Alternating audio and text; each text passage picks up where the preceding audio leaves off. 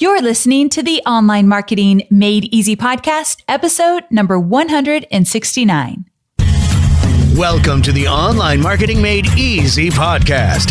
Business advice so easy, you'll feel like you're cheating. And now your host, Amy Porterfield.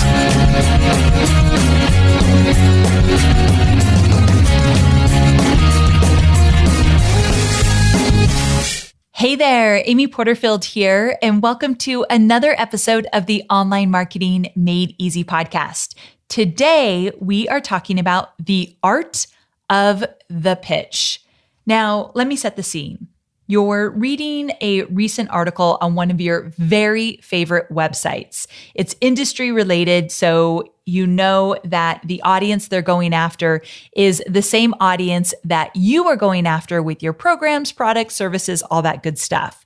So you're reading an article and you're devouring it yet again. It's a website that you go back to again and again. And as you're reading this article, you have this flash of genius and you think, I should write a guest article for this website. I would be fantastic because I have this to share and that to share, and I could really add value. I know who the audience is. I know what they want. I've got something of value to add to this conversation. So in that moment, you think, I am going to pitch myself. And then you think, wait a second, how am I going to stand out from all the other email pitches that they probably get on a daily basis? Well, that is what today's episode is all about. I'm going to show you how to master the art of the pitch. And I mean master, no half efforts here. If you want to land big opportunities online and get yourself in front of new audiences, you need to know the right ingredients for a pitch that gets results.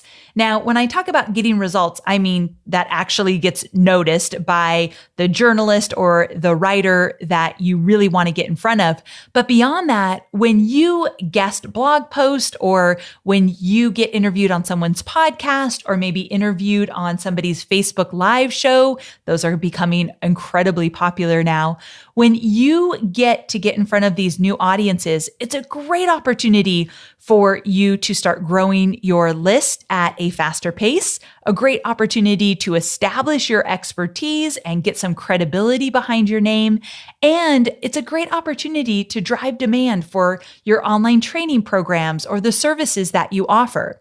And you don't have to start out big. There are a lot of smaller publications where you could just kind of ease into it. If you master the art of the pitch, and even if you want to start out small, you can then move into the bigger publications, and your chances of getting noticed and getting chosen are going to be way higher if you've done this a few times before. So just know this is something you can ease into. Now, I am not the expert in this area. However, I have found an expert that I think you are absolutely going to love. Her name is Jennifer Burson, and to help you capitalize on these big opportunities that are waiting for you right now, I wanted to bring Jennifer in on the conversation. She is a PR consultant, and she just happens to be a student inside courses that convert and webinars that convert. But that's not why I asked her to be on the show. She is the president and founder of Generation PR, a public relations and social media marketing firm specializing in promoting beauty, baby, and lifestyle brands. Now, prior to founding Generation PR back in 2005, Jennifer was a lawyer and she practiced civil litigation at a prestigious law firm. And then, as she says it, she saw the light and left to start her own business and pursue more creative endeavors. And she has never looked back, which I absolutely love. She has so much to share around crafting the perfect pitch, and that's exactly what we're going to get into today. Now, I also have a pretty amazing freebie for you related to pitching yourself to media outlets. It's going to make it so much easier. But before I tell you about that, here are a few quick words about our sponsor.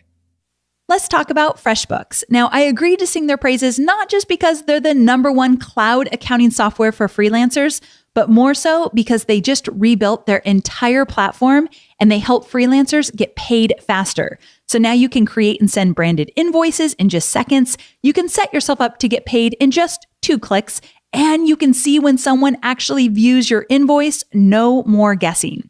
So to get your free unrestricted trial, all you need to do is go to freshbooks.com/Amy. And in that section where it says, "Where did you hear about us?" just type in online marketing made easy. Enjoy.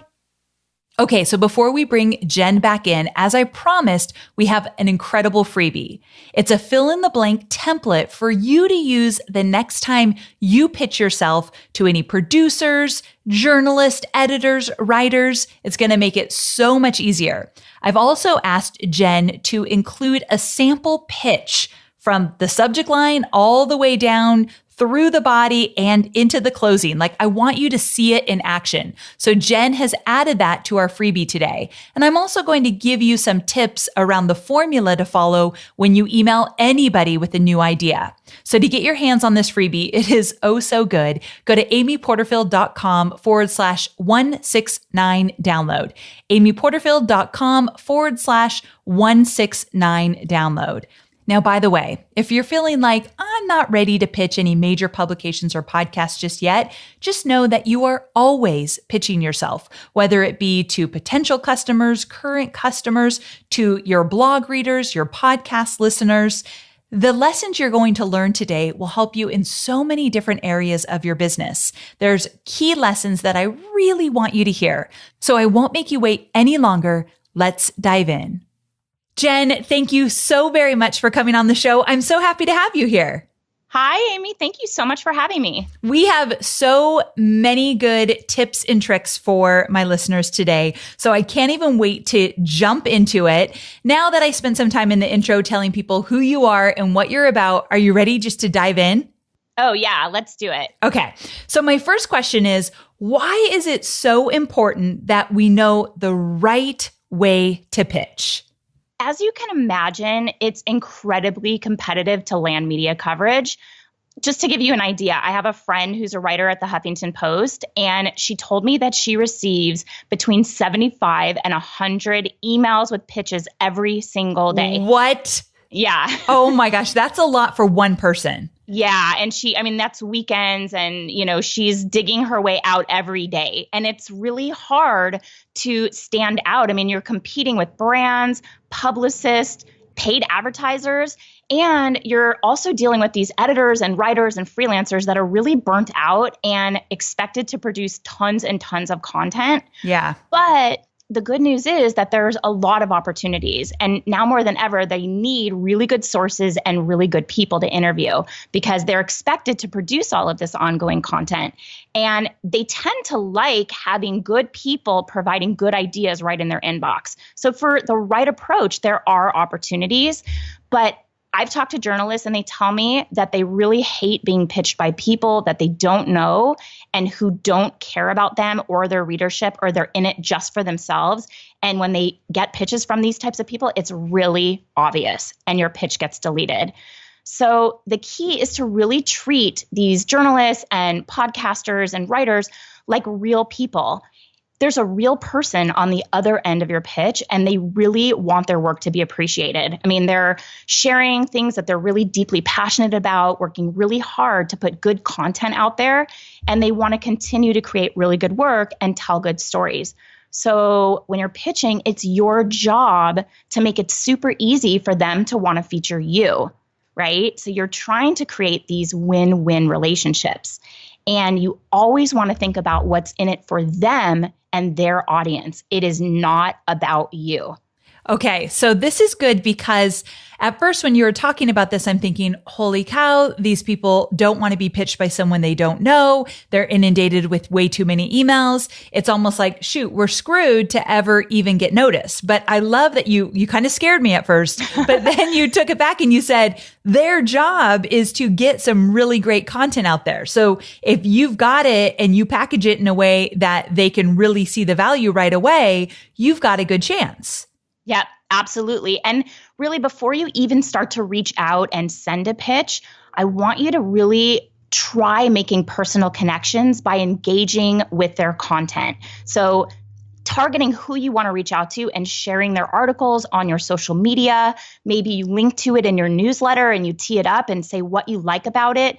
Or if you really think you have like somebody that could be a personal connection that would benefit this person, make a useful introduction. Just find ways that you can be helpful to them and really invest in these relationships before you ever even reach out and ask for anything. And believe me, they will notice.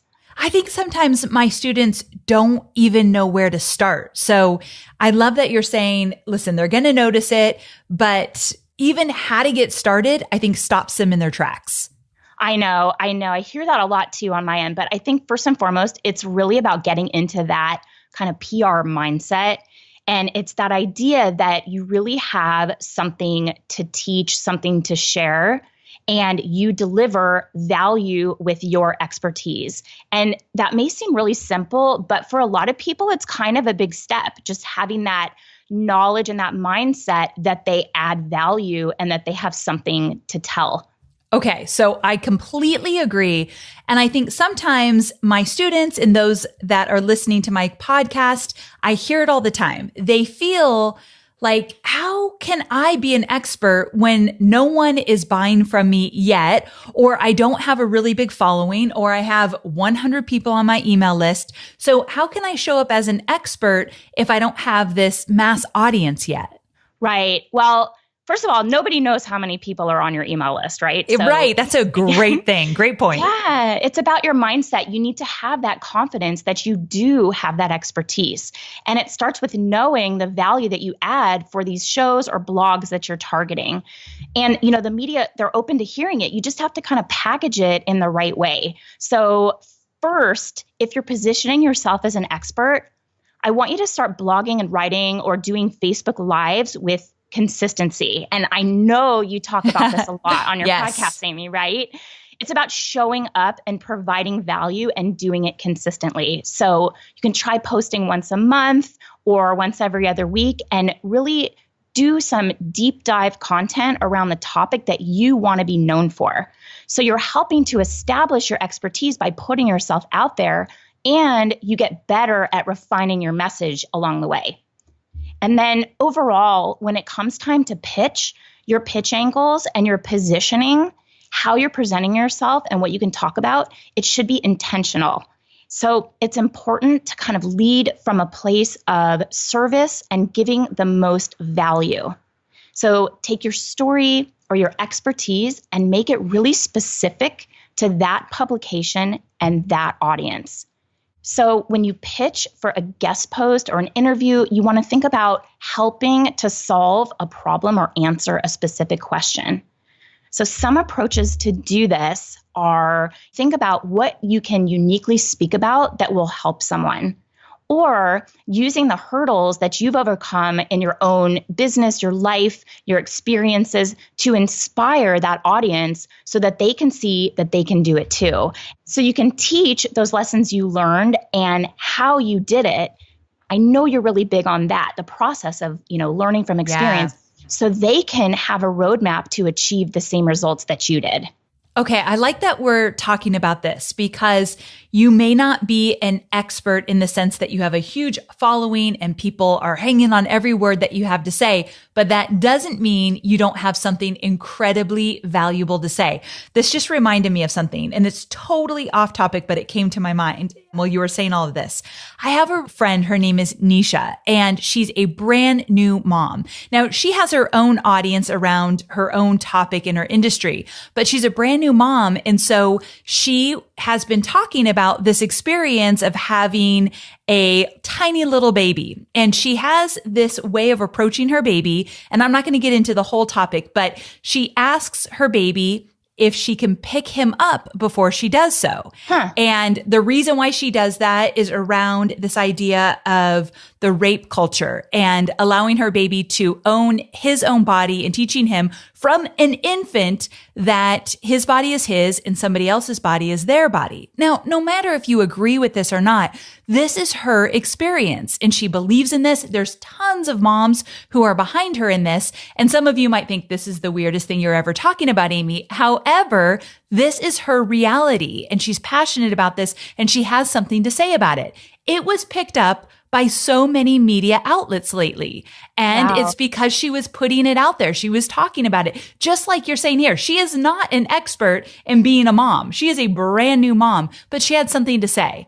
And so I love that basically her little story that became a big media outlet fit into this idea of being specific and solving a problem that she was facing and is a cultural problem right now. And she's helping other moms and she's inspiring, all this stuff that you were saying. Yeah, and her approach was timely and relevant, and it was a unique perspective that was kind of headline grabbing, attention grabbing, right? Yes. So it kind of checks a lot of boxes, even though she's not a parenting expert, like you were saying. There's a lot to grab onto there from the media's perspective. Definitely. So you just never know. And again, you do not have to have a huge following behind you to have something really important and passionate to you. It's passionate to you that you want to share. So just wanted to put that out there. Now let's talk about the pitch formula. How you should structure any email or message you send out. Because I want to talk about exactly how this should look since your friend's getting 75 to 100 emails a day. But before we get there, I want to ask you something that I wasn't really sure about. And that is, at the very beginning, we were talking about your friend at Huffington Post getting all these emails. And if someone were to pitch, let's say Huffington Post, are you suggesting that they find one of their writers to pitch versus going to the general Huffington Post and trying to submit something? Well, I think it depends.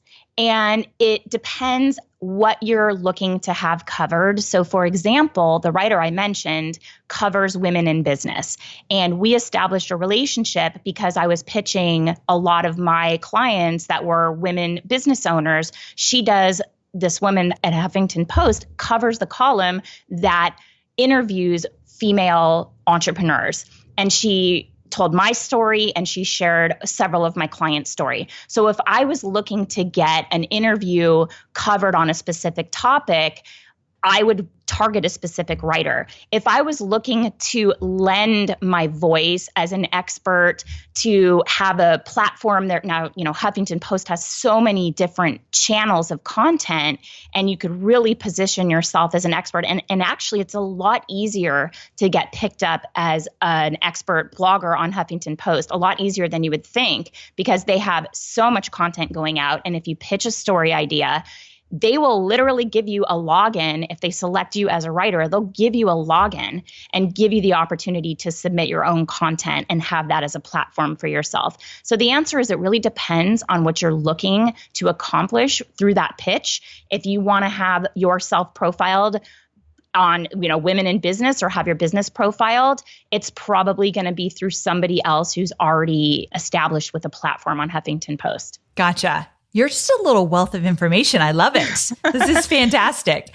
Okay, so let's talk about that pitch formula. How should you structure any email or message that you send out? Walk us through it.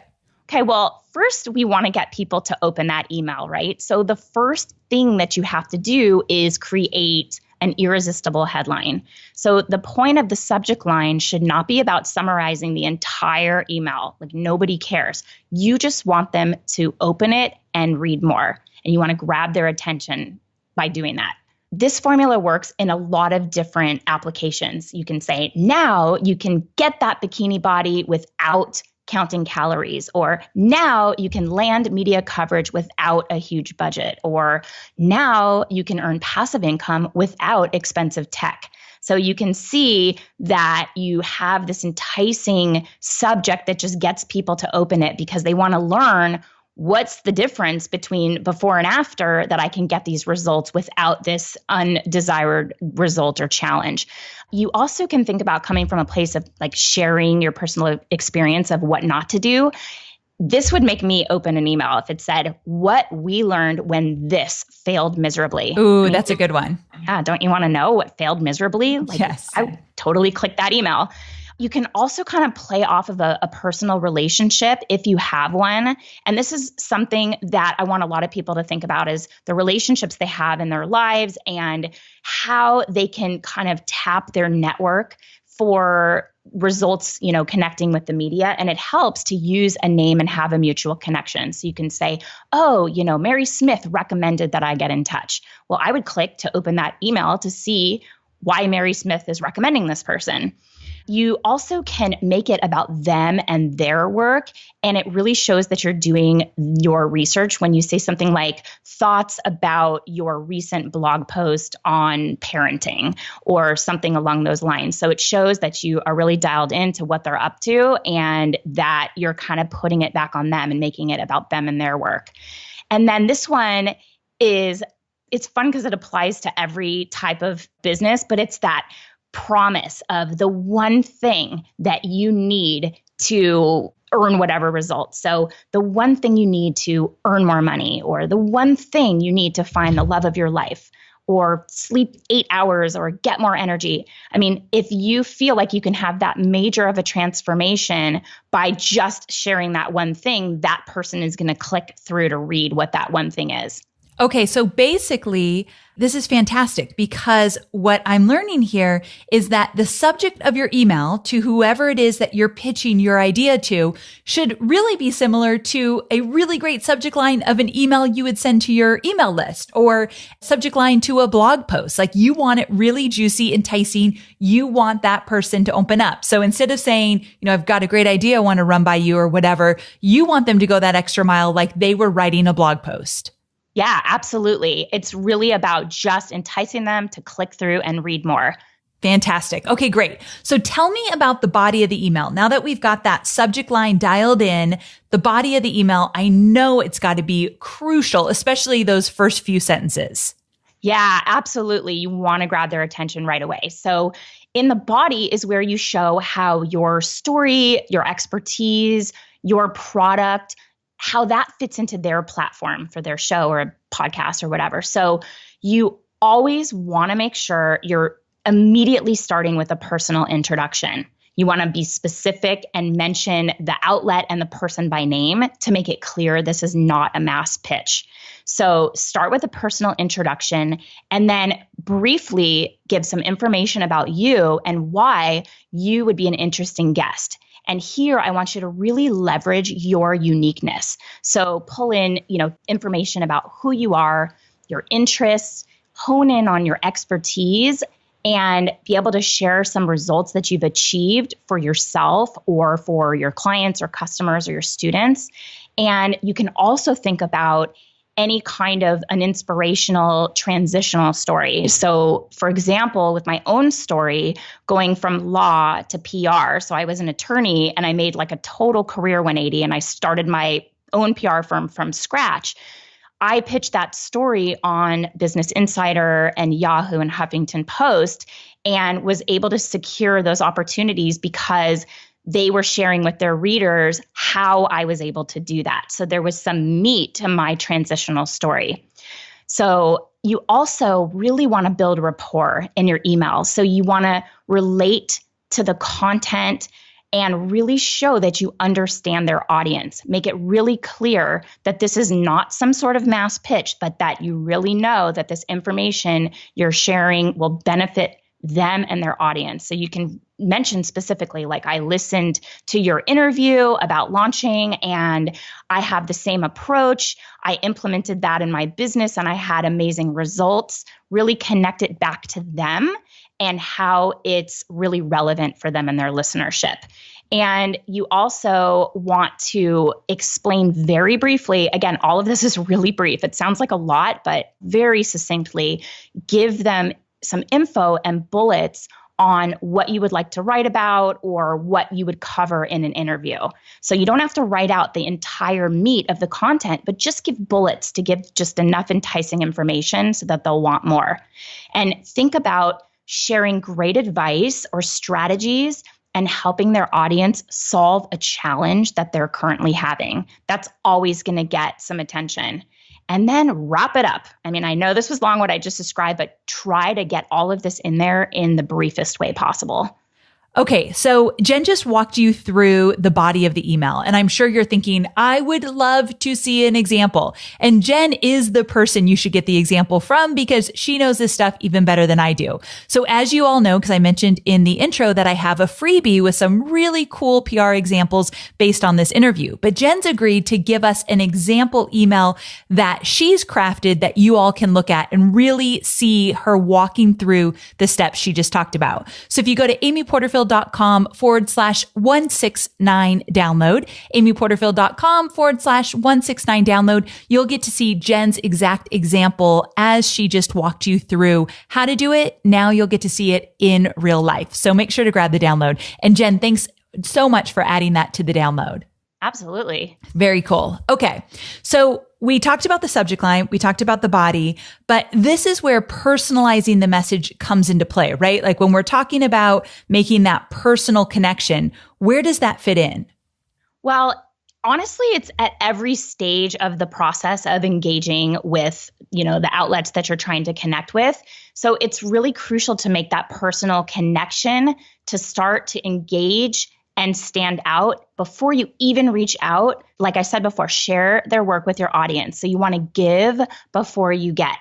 And always start with that mindset of seeking to add value. So your pitches should always come from a place of this mindset of my expertise would really help their audience in these ways. Again, it's not about you. So how can you add value?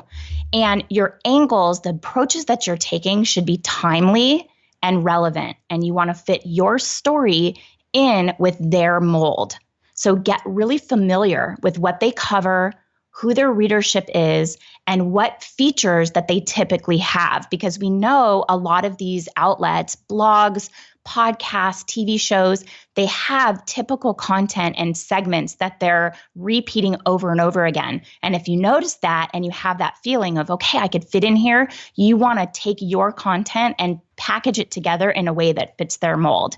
So this is exactly what my student Jen did to land a national guest expert segment on the Today Show. So she is an online party planning expert, and she pitched the Today Show some party ideas for hosting a Kentucky Derby party because NBC was airing the Kentucky Derby. So they selected her for that segment. Now, who knows if they were thinking about featuring Derby party ideas? We don't know, but she pitched it. It was timely and relevant, and they picked up that segment. And now, her life's work isn't throwing Derby parties, but she knew that it would fit with the content that they were working on. And it helped her secure a national TV segment sharing her expertise. And when she was on, she did a really amazing job. She really brought it. She controlled the pace of the segment. And she was invited back for another on-air segment. Okay, that's huge. That's really amazing. Now, I'm going to admit that I have a secret crush on Matt Lauer since I was a little girl watching the Today Show. So this one kind of has me extra interested. But this part, the part that you said, listen, her whole life's mission, or however you said that, isn't throwing Derby parties. However, she knew it would fit in. And I think that's what we all need to take away from Jen's teaching here, in that whatever you're pitching doesn't have to be the thing for your entire business. So I don't necessarily have to pitch how to do webinars. I can kind of go beyond that specific thing that I talk about all the time if it's going to fit into their segment, and it would shine a good light on the work that I'm doing as well. So I feel like that's a huge teaching moment here. Yeah, I always thought about, and I haven't seen any coverage for your story other than, hearing it in your own content on your webinars and through your podcast. But I feel like when you first started out, you would have gotten so much traction on a story about what you learned when you worked for Tony Robbins, because you have this access and this personal, I don't know what you could or couldn't share, but just the strategies you learned from such a major organization, and, how you could teach that in a way that other people could benefit from. They're getting this access kind of behind the curtain. And that's so unique to you. That to me seemed like at the beginning of your journey would have made such an incredible pitch. Great. I just really missed a huge opportunity. No, but you're right. That would have been a really cool angle. So we have to pull from our own experiences and how we got where we are today, and the roadblocks that got in the way. All of that plays a part in what our story could look like, which could be really interesting to a media outlet. So I love that you brought that up. Yeah, absolutely. Okay. I know you have another pitching strategy, and I love this next one too. So share it with us. So we're focusing on making it personal. And another strategy is to really match the tone and the style of the writing for each outlet that you're pitching.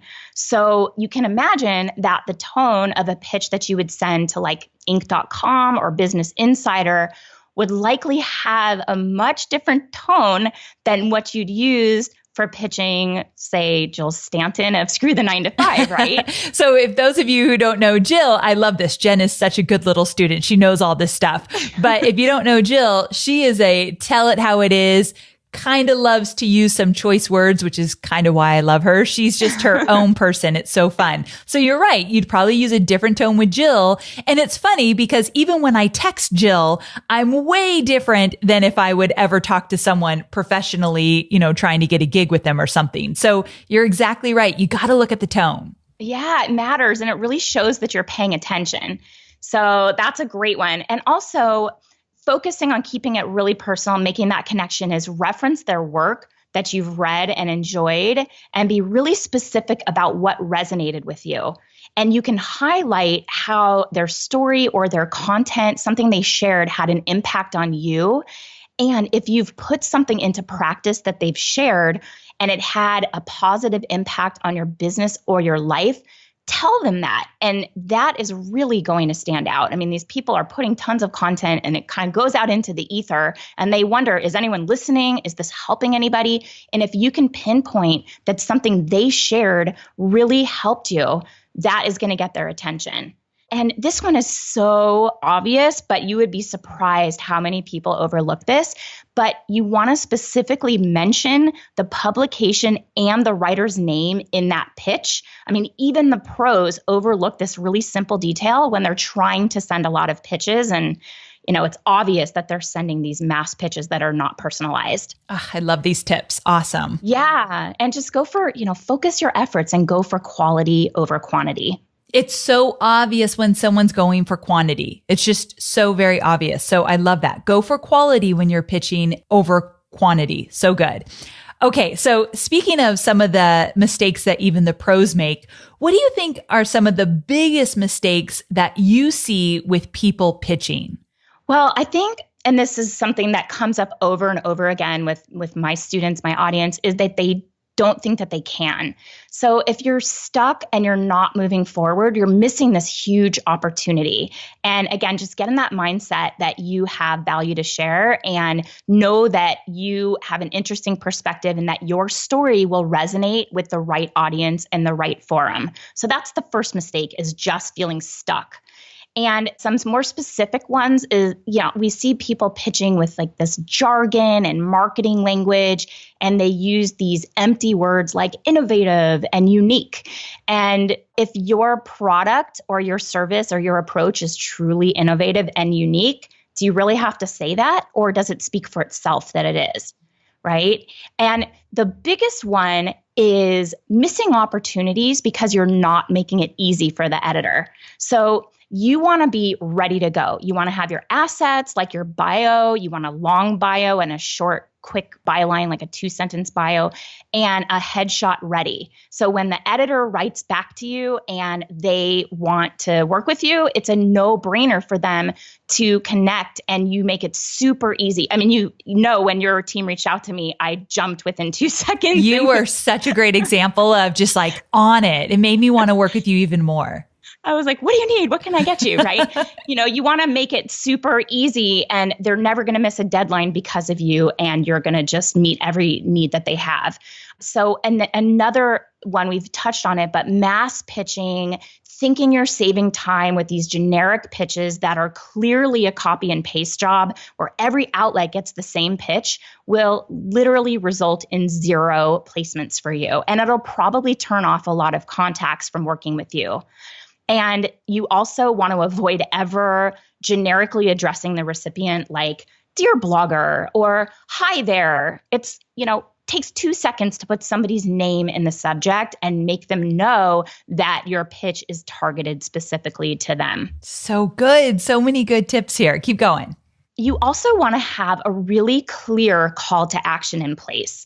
And it sounds simple, but make it really clear. What do you want that editor to do next? So you could start by providing bullet points, and it gives an idea of what you would cover. And then your call to action could be offering to write up the full feature for them. So that's exactly what I did. I was really lucky to land this really cool feature on Forbes.com. And kind of the whole way that this worked is that I read the author's work and I had that aha moment, like, I really think that I could add value here. I feel like I could share my tips and help their readers. So once I had that thought, I started to engage with that writer's content on social media, sharing their content, engaging with them really genuinely in a way that I felt added value.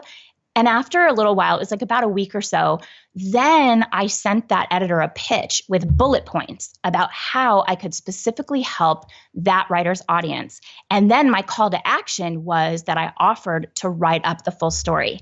And the editor got back to me and they agreed. And she said, send my story with the ideas completely fleshed out. And I did. And literally a day later, my entire pitch with all of my tips and strategies was copied and pasted on Forbes with links to my website. I mean, It was amazing. And then I did a little happy dance. Good for you. So awesome. So, it works. You have to follow up with a clear call to action. So truly seize these opportunities and be prepared and have a really clear call to action at the end of your pitches. Oh my gosh, so many good tips here. I absolutely love it. And what I love when you teach, Jen, you always have these really great examples, like real life examples of what happened. And I'm an example kind of girl. Like I can't really see what you're teaching me till you show it to me. And so this whole idea of Forbes and what you did and the call to action being that, hey, I'll write it up for you and flesh it out. And Forbes is like, please do. I mean, who wouldn't want that, right? If it's good stuff. So that example is so great.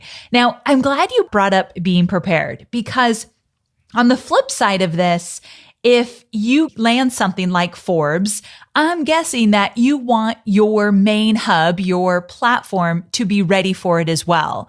And so there's a whole other conversation we could have, but when people come to your website, you want to make sure that you are prepared for that Forbes traffic to find you. Now, it's not like you're always going to have a flood of traffic after every piece that you might be able to publish.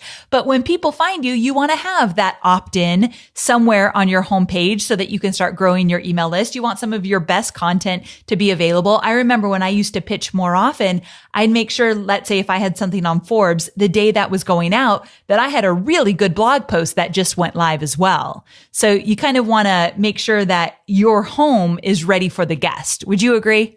Oh, absolutely. Yeah. You want to seize that moment and leverage those opportunities.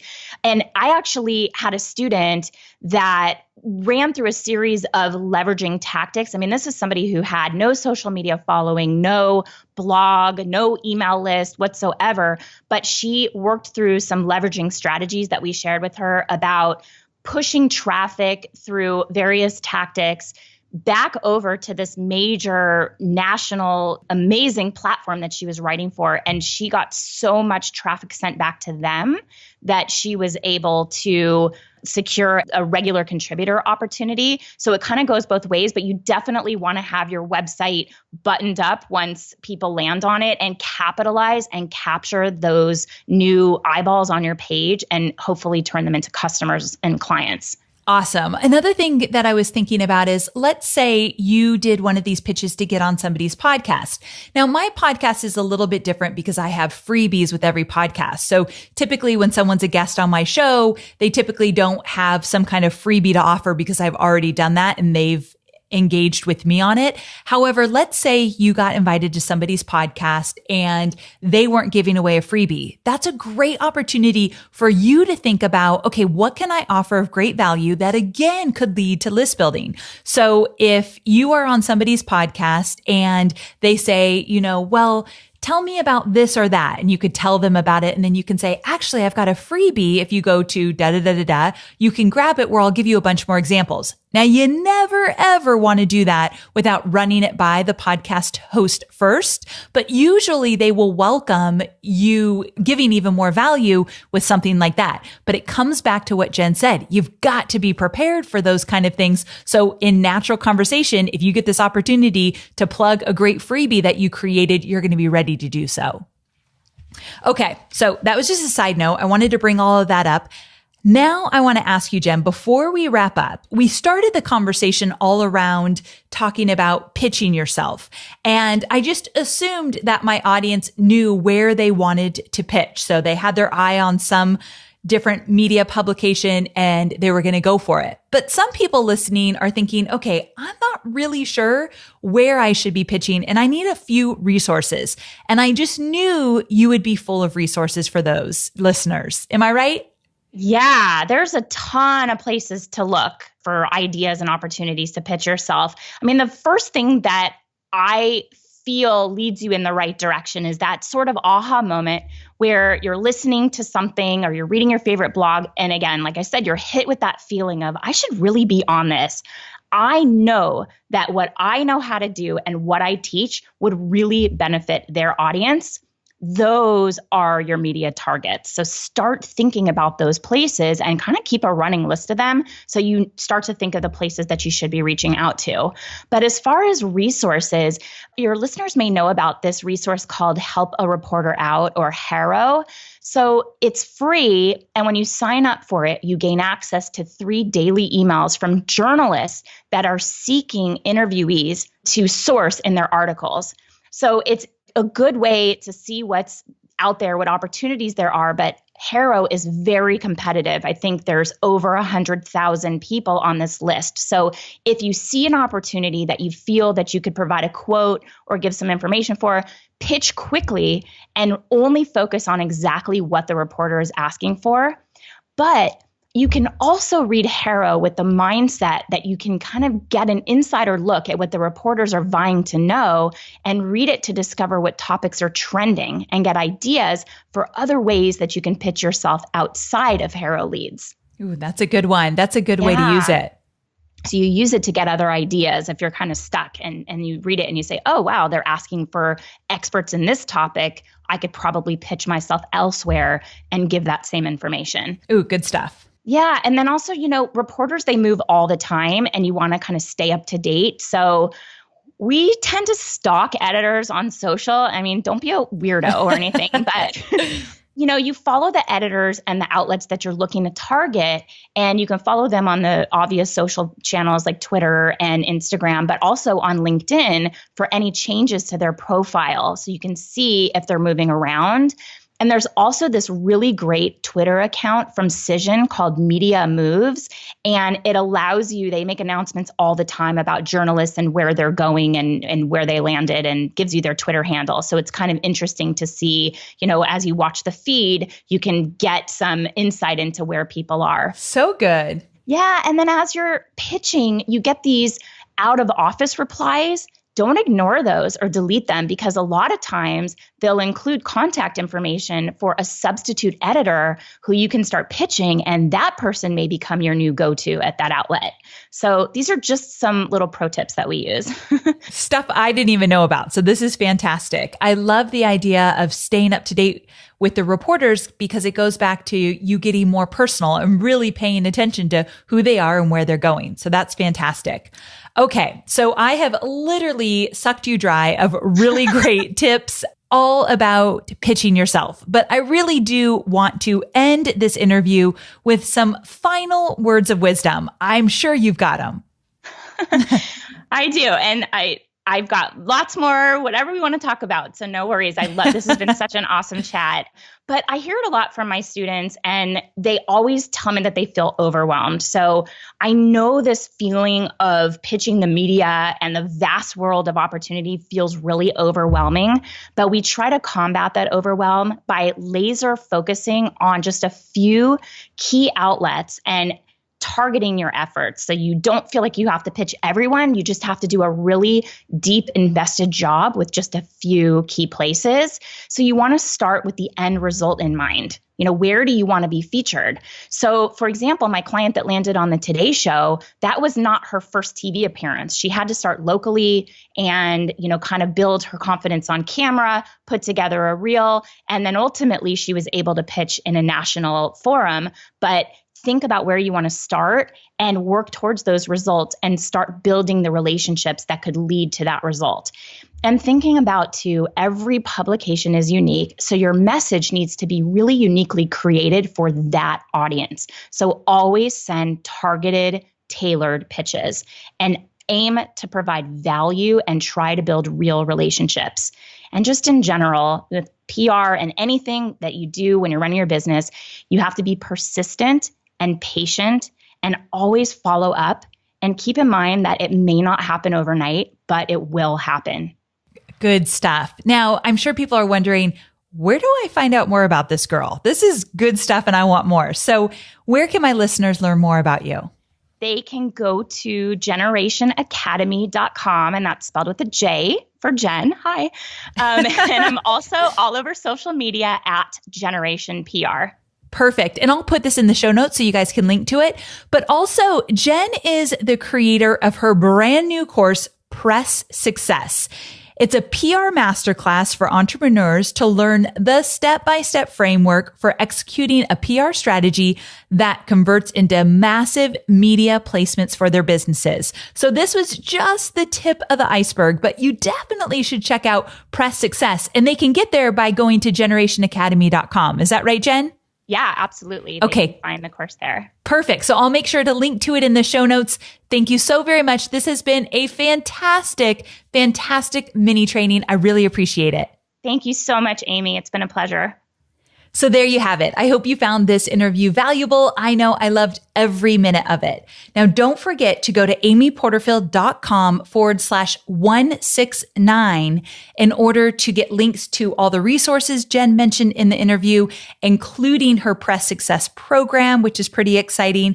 And also, we have a really fantastic freebie for you. So we're going to give you a fill in the blank template so you can write your own pitch. We're also going to give you an example pitch so you can really see the formula played out step by step. And I'll review the formula in the freebie as well so that you know exactly every point you need to hit. So go to amyporterfield.com/169 to get all the links and that freebie that is a definite must download. Okay, before we wrap up, a final word from our sponsor. As I mentioned in the beginning, I agreed to sing the praises of FreshBooks because they help freelancers get paid faster. And not only are they the #1 cloud accounting software out there, but also they help you get paid in just 2 clicks. And that's a big deal when you're shuffling paperwork everywhere and you're trying to get things organized. So to get your 30-day unrestricted free trial, go to freshbooks.com/Amy. And in that section where they say, "Where did you hear about us?" type in "Online Marketing Made Easy." I can't wait for you to give FreshBooks a try. Thanks so much for joining me, and I cannot wait to talk to you again next week. Bye for now.